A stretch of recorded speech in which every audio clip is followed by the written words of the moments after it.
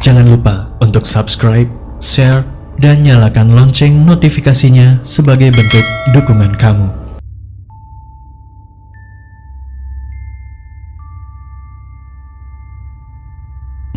Hai, nama gue Aya. Gue pengen ceritain pengalaman horor gue selama hidup gue yang pernah gue alamin.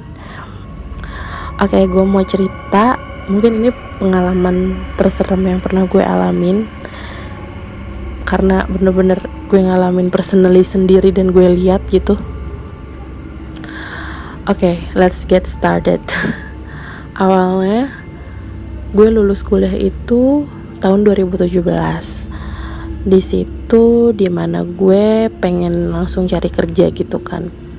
Sampai akhirnya gue beberapa bulan setelah lulus itu, gue benar-benar memutuskan untuk cari kerja.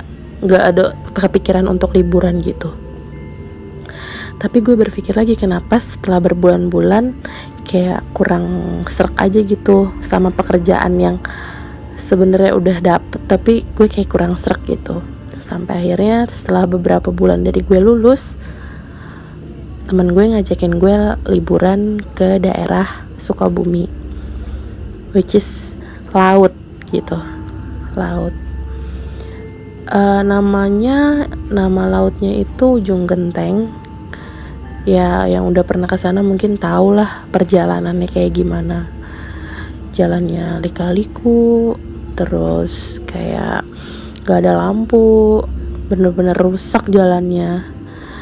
Dan temen gue yang ngajak ini namanya Dika. Si Dika ini ngajakin gue jalan itu pas banget di hari Kamis, dan dia cuma bisa ngajakin teman perempuan gue satu orang doang yang bisa ikut, karena baru lulus bareng-bareng gitu. Namanya Dida. Kebetulan yang ngajakin gue main ini semua temen SMA gue. Sampai akhirnya si Dika bilang, "Ay, gue udah ngajak lagi nih, namanya Hapri, sama Rian, sama Dika. Ada namanya Dika Kumis, dia manggilnya, karena sama-sama namanya Dika, dia manggil dia Kumis.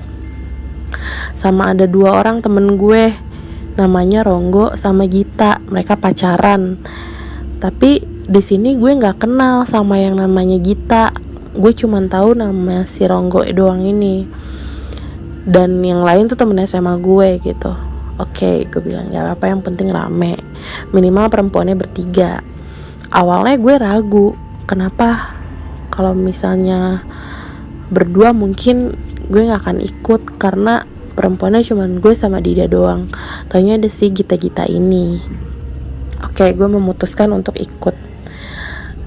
Tapi pas H-1, pas hari H itu, bukan H-1, sorry. Pas hari itu gue mau berangkat, nyokap gue tuh kayak ngelarang, kayak gak usah deh gitu, perasaannya gak enak gitu. Tapi gue udah kepalang janji kan, gak enak juga. Dan cowok gue pun ngelarang. Dia ngelarang gue untuk main tanpa dia, karena si Dika ini personally temennya cowok gue gitu kan. Karena cowok gue udah kerja, jadi ya gue gimana, gak bisa, cowok gue gak bisa ikut gitu kan. Akhirnya di situ gue gambling sih. Akhirnya gue kayak kontekan sama Dida, apakah gue bisa ikut atau enggak. Tapi Dida udah bilang Dida ikut, kasihan dia gak ada temennya. Oke, akhirnya gue memutuskan untuk ikut. Berangkat itu gue inget banget hari Kamis malam Jumat. Dan dari Bogor itu rumah gue jam 11 malam. Teman-teman gue yang jemput gue, udah tinggal gue doang yang tinggal dijemput sama mereka. Akhirnya Dika ngomong sama nyokap gue, minta izin, semoga gak kenapa-napa di jalan dan lain-lain. Oke, kita berangkat fine-fine aja. Selama masih di kota tuh kita fine-fine banget. Tapi kita itu sampai di jalan raya Cikidang, yang kalau kalian tahu itu perjalanan kayak gimana, itu tuh berkelok-kelok, nanjak turun, dan bener-bener gak ada lampu, sama sekali gak ada lampu. Sisinya jurang, kanan kiri jurang, itu tuh semua pohon-pohon. Terus sampai akhirnya kita, ya mau gimana lagi, kita harus bisa lewat situ karena lebih cepat lewat situ gitu. karena teman-teman gue ngerokok, ya otomatis kadang kita suka buka kaca buat ngerokok kan. Kita nyanyi-nyanyi, emang gue ngakuin gitu, kita berisik banget. Sampai akhirnya si Ronggo ini bilang ke kita, karena kita nyanyi kenceng-kenceng, dengerin lagu kenceng, bener-bener mungkin kalau gue jadi mereka pun gue akan terganggu gitu. Si Ronggo bilang, lo jangan pada berisik, jangan berisik. Dia selalu ngomong kayak gitu. Tapi kita ya elah, namanya juga lagi liburan, happy-happy dong gitu. Kita tuh gak kepikiran bakal sejauh itu gitu. Oke, udah sampai akhirnya kita biasa aja. Sampai perjalanan di Cikidang itu kita gak ngalamin apa-apa. Sampai akhirnya pas ngelewatin Pelabuhan Ratu, kan untuk ke Pelabuhan Ratu itu beda arah sama ke Ujung Genteng kan. Pas kita udah masuk ke daerah yang mau ke arah Ujung Genteng, temen gue pengen pipis, dan itu keadaan semua udah sepi, jalanan gak ada apa-apa, mungkin cuma 1-2 mobil doang yang lewat, sedangkan kanan kiri jurang, hutan, segala macem, gak ada warung, mungkin warung beberapa kilometer. Hapri, temen gue ini pengen buang air besar. Dia bilang, berhenti dulu dong, cari toilet umum atau pom bensin. Padahal tapi itu susah, nggak ada pom bensin sama sekali daerah situ. Akhirnya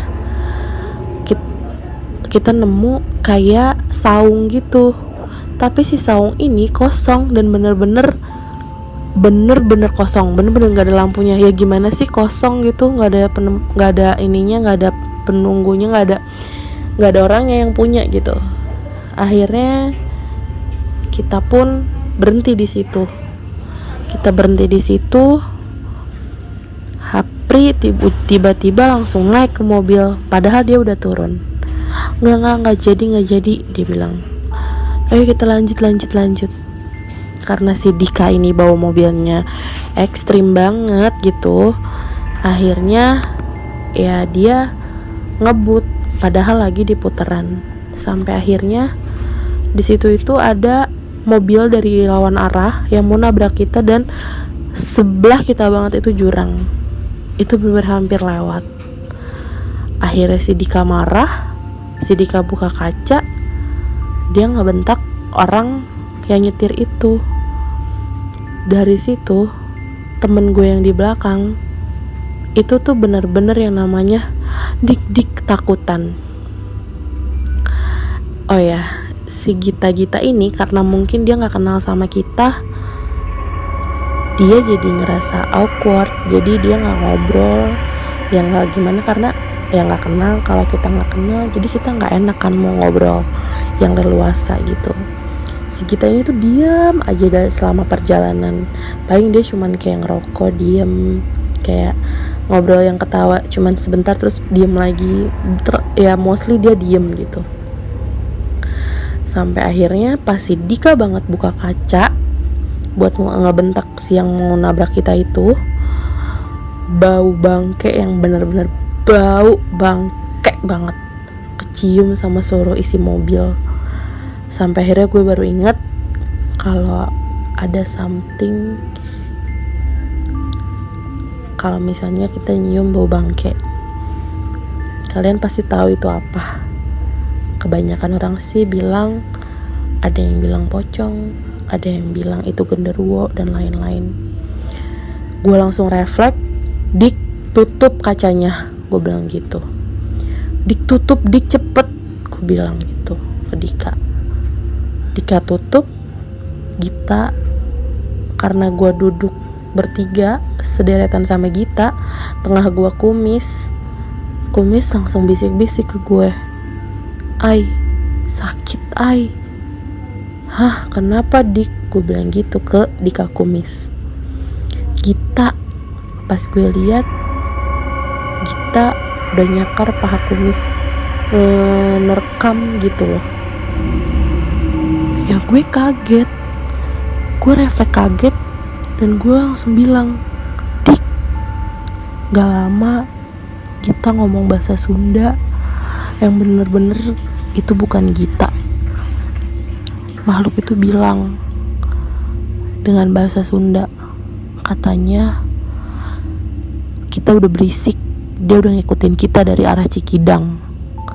Kira-kira itu kita udah sampai ke arah Jampang yang hampir sampai ke ujung genteng. Gue kayak ngerasa gak bisa gerak. Akhirnya gue bener-bener bilang, dik muter cari warung. Gue bilang gitu ke Dika. Gak tahu Dika malah muter, hampir kita jatuh ke jurang. Dia marah-marah, dia ngegeram, dia bilang kita berisik, dia udah ngikutin kita dari Cikidang. Akhirnya kita ketemu sama warung yang jaganya udah tidur. Gue gemeteran, gak bisa ngomong. Gue bener-bener yang gak bisa ngomong. Gue ngomong aja ke ibu warung itu tuh gue takut. Gue bilang, "Bu, punten, ini temen saya kemasukan." Gue bilang gitu kayak ibu yang jaga warung. "Aduh Neng, dari mana?" kata ibunya. Gue bilang, "Dari Bogor Bu, mau ke ujung genteng." "Aduh, kenapa atuh jam segini berangkatnya?" Si ibu itu bilang kayak gitu. Gue cuman minta dia ngeluarin makhluk itu di tubuh Gita. Sampai akhirnya pas gue sampai ke mobil, ibunya ngarahin untuk ke masjid beberapa kilo lagi, katanya ada masjid di situ. Dan emang di situ posisinya udah jam 4 subuh. Tapi ternyata makhluknya udah keluar dari tubuh Gita. Gue marah sama Gita. "Git, lo ngobrol dong, lo ngomong, jangan diem aja, jangan pikiran lo kosong. Lo kenapa sih?" Gue bilang gitu. Dia kan adik kelas gue. Dia bilang, "Kak, aku udah tahan-tahan Kak, tapi gak bisa, aku udah tahan-tahan dari sebelum masuk sini." Dia bilang gitu. "Kamu ngeliat apa?" Aku bilang kayak gitu ke Gita. "Aku ngeliat pas Dika ngebuka pintu, ada yang terbang di sebelah kananku." Dia bilang gitu. "Apa?" Gue bilang, "Gak tahu, hitam gede, aku gak tahu itu apa." Dari situ aku linglung lupa, aku nggak tahu kenapa. Aku baru sadar sekarang. Dia bilang kayak gitu. Gue takut dong. "Ya udah lo jangan diem aja, lo ngobrol." Gue bilang gitu. Sampai akhirnya dia, "Iya Kak, maafin aku Kak, gue parno." Teman-teman gue parno. Sampai akhirnya Hapri cerita, sebenarnya tadi pas gue udah turun, gue takut. Gue ngeliat ada perempuan di dalam saung itu. "Hah?" Gue bilang. Pas kita naik, beberapa detik sebelum mobil itu mau nabrak kita, gue ngeliat juga ada perempuan terbang sambil cekikikan di sebelah mobil. Gue lihat dari spion. Gue lemas seketika, dan gue bener-bener pertama kali ngalamin kayak gitu. Akhirnya kita sampai ke pantai jam 6 pagi. Gue gak bisa tidur, gak bisa istirahat. Gue gak mau pulang sore-sore, gue gak mau pulang malam-malam dari situ lagi. Gue pengen di kota tuh udah malam, tapi pas di jalanan jelek itu tuh gue gak mau kita udah gelap. Gue pengen kita pulang sore di jalan-jalan yang tadi kita lewatin itu. Gue kayak trauma, gue gak mau lagi kesana. Ya memang mungkin kesalahan kita juga gitu. Kenapa kita berisik? Nyesel sih. Sampai akhirnya pulang-pulang gue sakit, demam. Ya akhirnya gue dimarahin deh sama nyokap gue, gak ngedengerin omongannya.